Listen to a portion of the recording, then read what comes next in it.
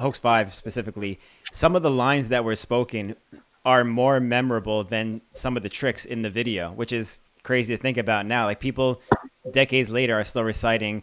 Like I'm sure you saw the post where we made of you for Jump Street. Like people were just quoting you in the comments 20 something years later. Like not like, yo, that was a sick backslide you did. Like they were just saying like your quotes from the It video. was a quote that I used to say. Yeah, I know. Which is hilarious. That's sick. Like that skaters have that type of legacy to live on like that, besides just their skating.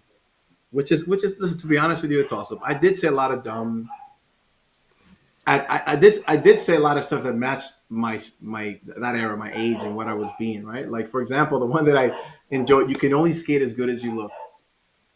Oh my god, That's one of your most famous real. ones too. That's like right? everywhere. But you know why? You know where that came from? Number one, I got sponsored by the Gap, and I got sponsored by all this, whatever. Levi, we had all this stuff. I never wore the same pair of jeans twice for skating. If I fell and my pants ripped, I took them off and threw them out. So I always wanted to wear white t-shirts. Then Arlo starts bringing in like small logo, small branded, shirts. So now that the sponsors want to put really big H's and R's and things in the back and the front, I'm like, nah, I don't look good doing that, right? So then I'm like, I'm going to look like I mean business, right? And I started wearing, I didn't wear like jeggings or leggings to the point where it got, but I kind of thinned them out a little bit, right?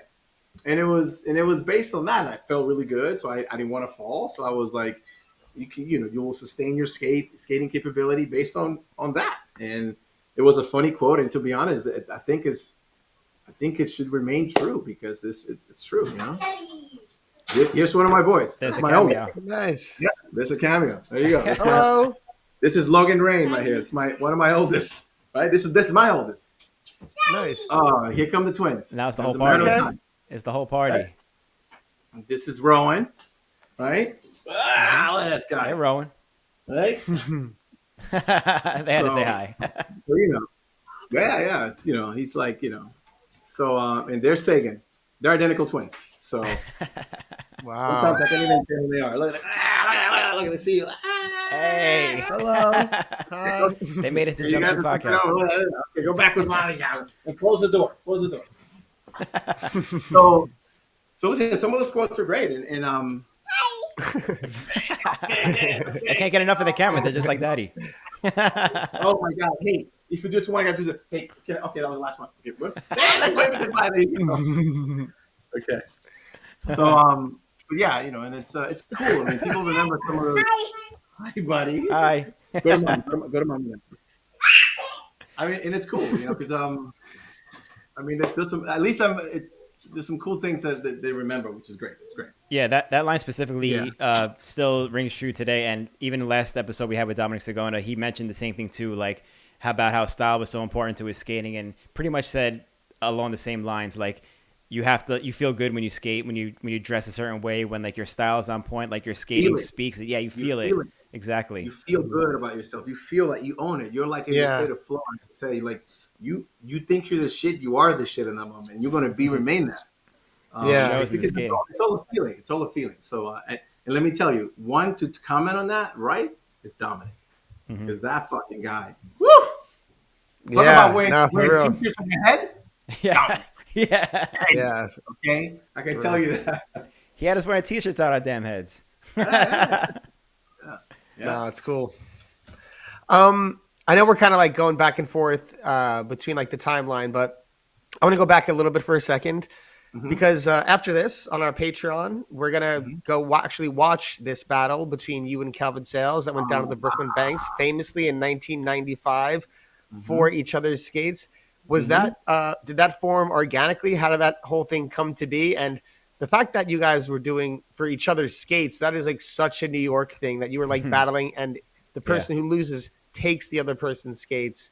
So was that like set up? What was the story behind that? So it wasn't set up because obviously I wasn't going to lose, right? Right. Calvin won that fair and square. But Evan said, "Hey, wouldn't it be cool like such a New York thing where like you guys battle for skates, And I'm like, why the fuck me? Well, I'm your sponsor. You have the major skate sponsor of the video, and who cares? You have 1 million skates here. What does it matter, right? Calvin obviously, would fall under the less fortunate type of skater. We're like, look at his skates; they're kind of broken, whatever. Sure, let's go with Calvin. Mind you, Calvin is a beast, right? Calvin was a Mm-hmm. great, good skater, right? Like killing it. Mm-hmm. I didn't know I was going to lose, right? But it was great for the video. And it was awful for me in a way because, if you look at back then, as proud as I was and whatever, you see me handing over my skates to Calvin. But I think I gave him a pair of like our the Rose's vert skates, I think it was. Yeah, I didn't yeah. give him my Majestic 12s or whatever. But either way, I gave him my skates. He won them. Mm-hmm. So it wasn't like, it was something that could happen. We made the story and it happened for real. And I lost my skates for real.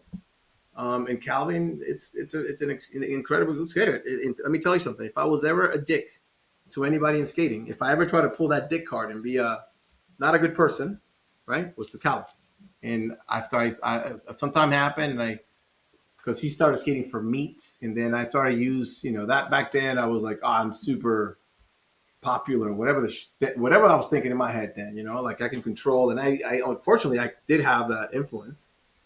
And I was kind of, I kind of may have done some things that weren't so nice. So I apologized to him. I found him and, and I said, listen, you were great, man. I wish those things would never happen, but forgive me. They were, we're kids and it was what it was. But Calvin was a great skater, man. And he got to be, and he got some good opportunities for being what he was. He got to be, I think, one of these Disney commercials or something like that, which is, Frosted Flakes. Frosted Flakes. Frosted Flakes. Frosted Flakes. Yeah, he skated with Tony. Yeah, right. So imagine that. So it was great. But Yeah. And he listen, Calvin. I think if he skates today, it's still amazing. He does all crazy stuff. He's still amazing. Yeah. His feet were Yeah, fast. Watching that again, his top sole to sole on that little nice there. Then the oneness that I almost won. I came second to him. I'm like, Yeah. So he got you more than once. He got you more than once. Oh, he got me. He got me more than once, more than twice too. Yeah. I'm sure he did. Yeah. Damn, that was one of the best, I think, out of all skating history that was documented. I think that was one of the best moments. It was so New York to battle at the banks. Rawlinson versus Calvin battling for your skates because I don't think anybody else does that anywhere else. And New Yorkers, we're proud people. Like we like to battle and make a point, like that we're on the shit. And here's the thing too, like it was me because I was like supposed to be the famous skater from New York, but it was, and Calvin just happened to be there. But there was like Angel Soto from New York too. Mm-hmm. There were all these other kids from LES. There were so many. They were so good, and we used to like always, all end up at the bank and skate together. But there's so many good skaters too. Joe DiDentro. I mean, come on. It's like, different times and all, but it would go for miles. How many good skaters and all the things that were there. Yeah, totally.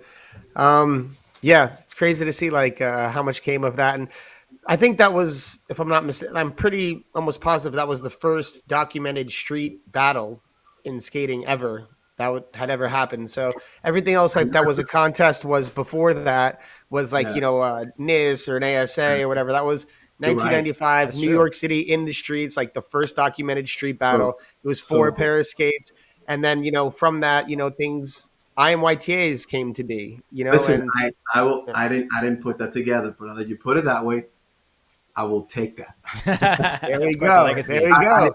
I contributed to the soul and the core of today's skating, which is you take it to the streets and these contests that happen like the IMYTA, the John, and all these things that are happening. Yeah, you're right. Little did we know that these things would turn out to be that way.